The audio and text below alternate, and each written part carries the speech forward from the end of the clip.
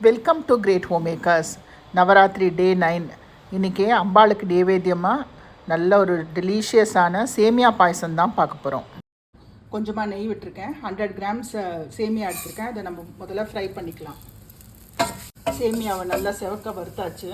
இதில் 1 டம்ளர் தண்ணி, 1 டம்ளர் பாலும் சேர்த்துக்கலாம்.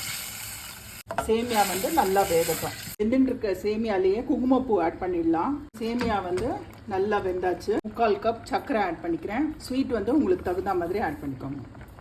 2 tablespoon condensed milk add பண்ணுறேன். இதுவும் பியூர்லி ஆப்ஷன். இப்போ ஏலக்காய் பவுடர் சேர்த்துக்கலாம். இன்னும் ஒரு 250 ml காய்ச்சின பால் சேர்த்துக்கிறேன். கடைசியாக நெய்யில் வறுத்த முந்திரி திராட்சையும் ஆட் பண்ணிடலாம்.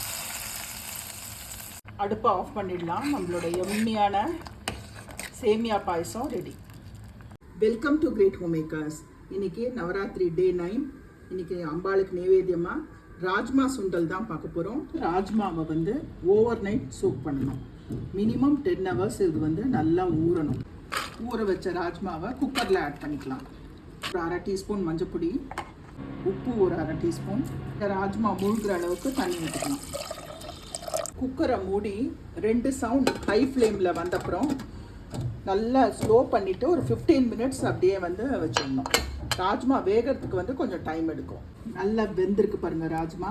அதை வடிகட்டி எடுத்து வச்சுருக்கேன். சுண்டலுக்கு தாளிச்சிடலாம். ஒரு கடாயில் ஒரு 2 டீஸ்பூன் ஆயில் விட்டுருக்கேன். 1/2 டீஸ்பூன் கடுகு, 1/2 டீஸ்பூன் உளுத்தம்பருப்பு, 2 மிளகா வத்தலை கிள்ளி போட்டுக்கலாம். அதோட பெருங்காயம் ஒரு 1/2 டீஸ்பூன், கட் பண்ண பச்சை மிளகா ஒரே ஒரு பச்சை மிளகா, இஞ்சி கொஞ்சம், கருவேப்பிலை, வெந்த ராஜ்மாவை ஆட் பண்ணிடலாம்.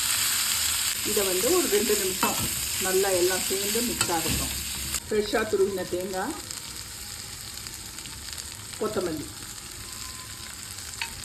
கடைசியாக 1 டீஸ்பூன் நெய் எல்லாத்தையும் சேர்த்து நல்லா மிக்ஸ் பண்ணிடலாம். ப்ரோட்டீன் ரிச் ராஜ்மா சுண்டல் ரெடி.